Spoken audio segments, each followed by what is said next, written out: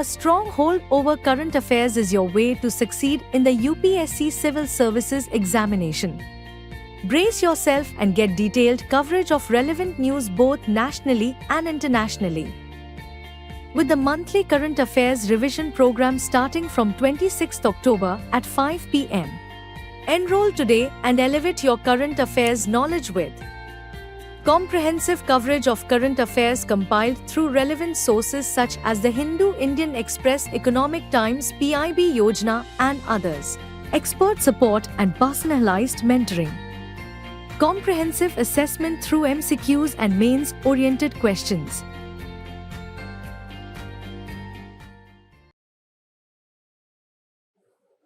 Hello and welcome to this edition of News Today. Without delay, let's have a look at the headlines first. Constitutional Bench of Supreme Court upholds validity of Section 6A of Citizenship Act. Prime Minister participates in International Abhidhamma Divas. Islamabad hosts 23rd meeting of Shanghai Cooperation Organization Council of Heads of Government.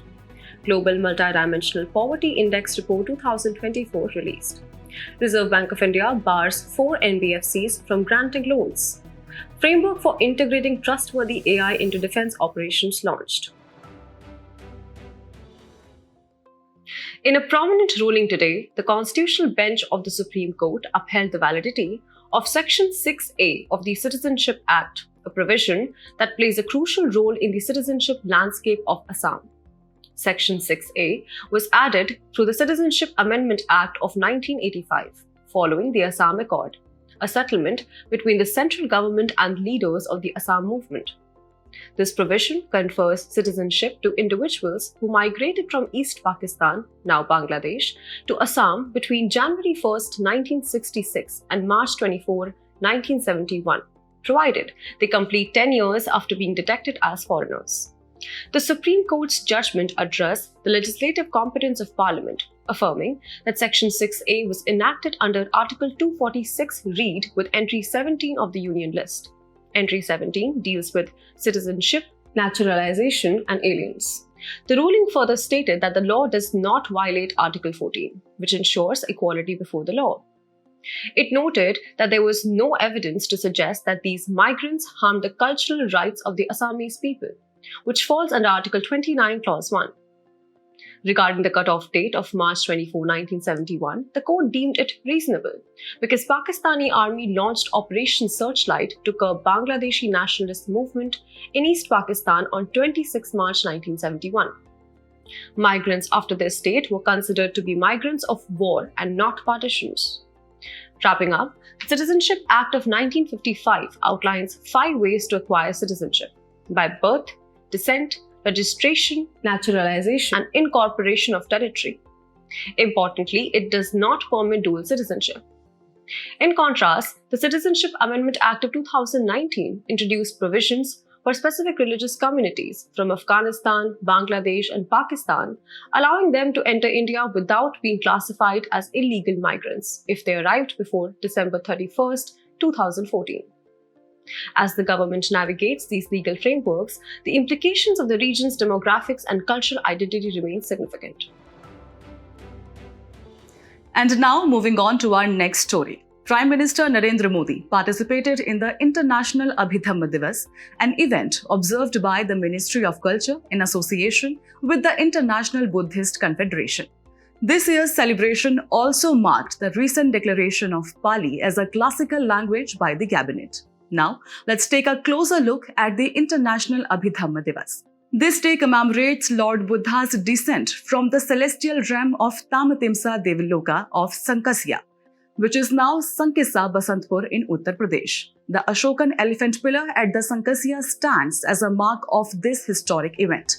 The day also marks the end of first rainy retreat known as Vas, a 3-month period where bhikkhus or monks reside in one place, and it concludes with the Pavarna festival. Moving on to the significance of Abhidhamma. Well, Abhidhamma is a collection of sutta or teachings that form the earliest compilation of Buddhist philosophy and psychology detailing Buddhist doctrines. Abhidhamma combines Abhi, which means higher or further, and Dhamma, which means teachings, translating to higher Dhamma or further truths, and it represents the third part of Tripitak, The Pali Canon, which is central to the Theravada Buddhist tradition. Comprised of 7 books, the Abhidhamma delves into the nature of consciousness, universal mental factors, and mindfulness. Over time, it developed a specialized vocabulary in Pali, which is essential to understanding Buddhist philosophy and psychology. Key terms include Chit for consciousness, Chetsika for mental factors, Roop for materiality, and Nibbana for final liberation. Now let's talk about Pali, the language itself. Recently recognized as a classical language by the government alongside Marathi, Prakrit, Assamese, and Bengali, Pali is the ancient language in which much of the Buddhist and Jain literature, including the Tripitaka, is written. The Tripitaka, as you may know, is divided into 3 main parts. The Vinay Pitaka, which focuses on ethical monastic rules. The Sutta Pitaka, containing discourses of Buddha and his disciples. And Abhidhamma Pitaka. Other important works in Pali include the Jatak Kathas, Atthasalan, Samoha Vinodani, Dhammapad, and the Dhammachakpavattana Sutta. And that brings us to the conclusion of this important event, the International Abhidhamma Divas, which not only celebrates a significant moment in Buddhist history, but also highlights India's recognition of Pali as a classical language. As we reflect on the deeper teachings of Abhidhamma, it is a reminder of the rich philosophical and spiritual heritage that continues to inspire millions around the world. In our next news, Islamabad recently hosted the 23rd meeting of the Shanghai Cooperation Organization Council of Heads of Government, where 8 significant agreements were signed, addressing key issues such as the SCO's budget, the operations of its secretariat, and counter-terrorism efforts. During the summit, India made a strong statement highlighting the threats of terrorism, extremism, and separatism to regional peace and development. Notably, India refrained from endorsing China's Belt and Road Initiative, citing concerns over territorial integrity and sovereignty. The meeting also included criticism of the unilateral sanctions imposed by Western nations, particularly focusing on their impact on countries like Russia. Additionally, India pushed forward its digital agenda, advocating for the integration of digital public infrastructure and digital inclusion into the SCO cooperation framework. The significance of the SCO for India cannot be overstated. The Regional Anti-Terrorist Structure, or RATS, provides vital access to intelligence on terrorist activities and drug trafficking, which is essential for regional security. Moreover, the SCO serves as a platform for India to enhance its cooperation with Central Asian countries, aligning with its Connect Central Asia policy. It also fosters closer ties with Russia, which is critical given the geopolitical landscape. India's energy security interests are also addressed, as the region contains about 4% of the world's natural gas and 3% of its oil reserves. Furthermore, India aims to balance China's dominance in the region through initiatives like the Chabahar Port and the International North-South Transport Corridor. However, the SCO faces several challenges, including disputes among member countries, competition between China and Russia for influence, and divergent interests of its members. Wrapping up, the SCO, headquartered in Beijing, was established in 2001 by Kazakhstan, China, Kyrgyzstan, Russia, Tajikistan, and Uzbekistan. It currently includes India, Iran, and several others, while Afghanistan and Mongolia hold observer status. The organization's goals are to strengthen mutual trust, friendship, and cooperation among member states across political, economic, and cultural spheres. In a recent development, the Global Multidimensional Poverty Index (MPI) report for 2024 has been released. Jointly published by United Nations Development Programme (UNDP) and the Oxford Poverty and Human Development Initiative (OPHI). The report overlays violent conflict data with multidimensional poverty data to better understand their interlinkages across countries, and over time with the theme of poverty amid conflict. One of the key findings of the report highlights that countries at war have higher deprivations compared with non-conflict settings across all 10 indicators of multidimensional poverty. Globally, across 112 countries, a staggering 1.1 billion people, approximately 18% of the population, is living in acute multidimensional poverty, and India remains a significant part of this narrative. With 234 million people living in extreme poverty, India has the largest number of people in this category. So what is the Multidimensional Poverty Index or MPI? It's a comprehensive measure that goes beyond income poverty, capturing the multiple deprivations that people face in areas like education, health, and living standards. If someone is deprived of at least one-third of these indicators, they are considered MPI poor. First introduced in 2010, the MPI helps track progress towards Sustainable Development Goal 1, ending poverty in all its forms everywhere. Now focusing on India's efforts, the national MPI was introduced by Niti Aayog in 2021. It retains the 10 original global MPI indicators but adds 2 crucial components, maternal health and bank account access, to better reflect India's context. That wraps up our coverage of the Global MPI Report 2024, highlighting the ongoing battle against poverty amid global conflict. The Reserve Bank of India has taken significant action today, barring 4 non-banking financial companies or NBFCs from granting loans. This decision comes under the RBI's power as outlined in Section 45L Clause 1 Subclause B of the Reserve Bank of India Act 1934. The RBI's move stems from concerns over the pricing policy of these NBFCs. Specifically, issues were found with their weighted average lending rate or WALR and the interest spread they charged over their cost of funds. These supervisory concerns prompted swift regulatory action to safeguard the lending ecosystem. For those unfamiliar, non-banking financial companies play a crucial role in India's financial sector. Registered under the Companies Act 1956, NBFCs primarily focus on lending activities, but they are distinct from traditional banks. They do not engage in agriculture, industrial activities, or trading of goods and services, and they are not permitted to deal in immovable property. The RBI regulates NBFCs in 4 layers based on their size, activity, and perceived riskiness. What sets NBFCs apart from banks is that they cannot accept demand deposits. They are not part of the payment and settlement system, and they cannot issue checks drawn on themselves. Additionally, depositors of NBFCs do not benefit from the deposit insurance offered by the Deposit Insurance and Credit Guarantee Corporation. However, NBFCs face several challenges. They are subject to oversight from multiple regulatory bodies like SEBI and IRDAI, which complicates their operations. Furthermore, they often borrow funds on a short-term basis but lend them for long durations, creating asset-liability mismatches. Non-performing assets or NPAs also remain a persistent issue within the sector. Today's action underscores the need for robust oversight to ensure the stability of the sector.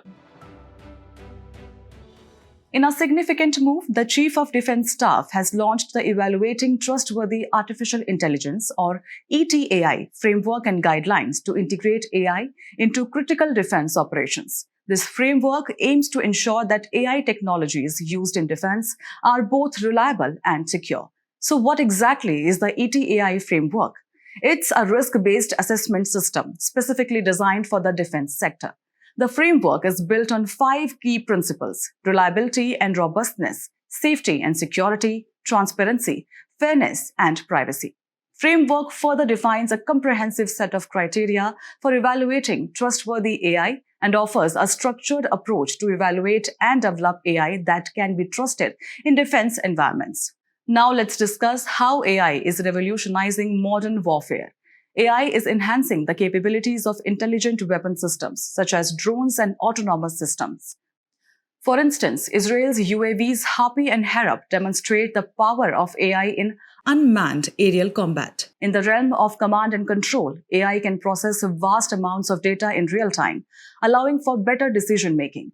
India's AI-based system, Sarvatra Pehchan, is a perfect example, integrating intrusion detection with command stations. Additionally, AI-driven decision support systems are rapidly assessing battlefield situations and providing optimal strategies and responses. A prime example is the use of the Storm drone by the Indian Army. However, with these advancements come concerns. The use of AI-controlled weapons like killer robots could lead to unintended civilians and innocent deaths. There are also legal and ethical ambiguities, particularly when human rights violations or civilian casualties occur.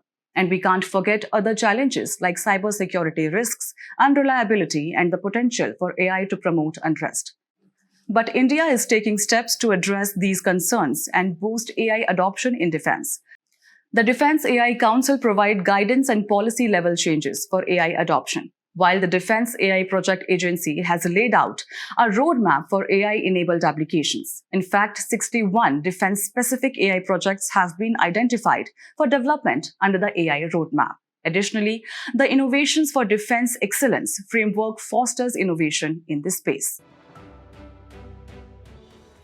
In today's Place in News, we will be discussing Mauritania with its capital Nouakchott. Recently, the President of India paid a visit to Mauritania. Let's discuss a few key facts about Mauritania. It operates under a presidential form of government. It borders Western Sahara to the northwest, Algeria to the northeast, Mali to the east and southeast, and Senegal to the southwest, and Atlantic Ocean in the west. Interestingly, Mauritania is a former French colony that achieved independence in 1960. Geographically, the country is located on the Atlantic coast of Africa, with much of its area covered by the Sahara Desert. In terms of natural features, the country's primary drainage system includes the Senegal River and its tributaries. Mauritania experiences a dry, hot, and windy climate, severely exposed to the effects of desertification. Additionally, the northeastern trade winds and Harmattan winds affects its climate. As we wrap up today's main news, let's have a look at some quick updates. Drugs Technical Advisory Board or DTAB has recommended inclusion of all antibiotics in definition of new drugs in New Drugs and Clinical Trial Rules 2019. DTAB is a part of the Central Drugs Standard Control Organization in the Ministry of Health and Family Welfare. India has extended its first ever rupee-denominated line of credit to Mauritius for a water pipeline replacement project. It is a development assistance by India under Indian Development and Economic Assistance Scheme through Exim Bank of India. Recently, government has increased minimum support price for wheat and 5 other rabi crops. MSP is guaranteed price paid to farmers when government procures their crops. Commission for Agricultural Costs and Prices recommends MSP and Cabinet Committee on Economic Affairs, chaired by Prime Minister, takes the final decision. Researchers have discovered living microbes within a sealed fracture of a 2 billion-year-old rock from Bushveld Igneous Complex in South Africa. This is the oldest example of living microbes found within ancient rock to date. The Global Commission on the Economics of Water released the Economic of Water report highlighting green water and blue water. Green water refers to moisture in soils and vegetation. Blue water is about encompassing surface and groundwater found in lakes, rivers, and reservoirs. The National Board for Wildlife deferred its nod for oil exploration in Assam's Holongabar Gibbon Sanctuary. The sanctuary is the habitat of the Hulok gibbon. It is the only apes found in the country. Researchers have explored the mechanism behind the recently discovered exotic disordered state of matter known as hyperuniformity. It is a property of certain heterogeneous media in which density fluctuations in the long wavelength range decay to zero. New research suggests that exposure to pair and polyfluoroalkyl substances or PFAS may impair kidney function through disruptions in gut microbiota. PFAS are often dubbed forever chemicals because these chemicals persist in environment and human bodies, breaking down extremely slowly. Before we sign off, let's challenge your understanding in today's installment of Test Your Knowledge.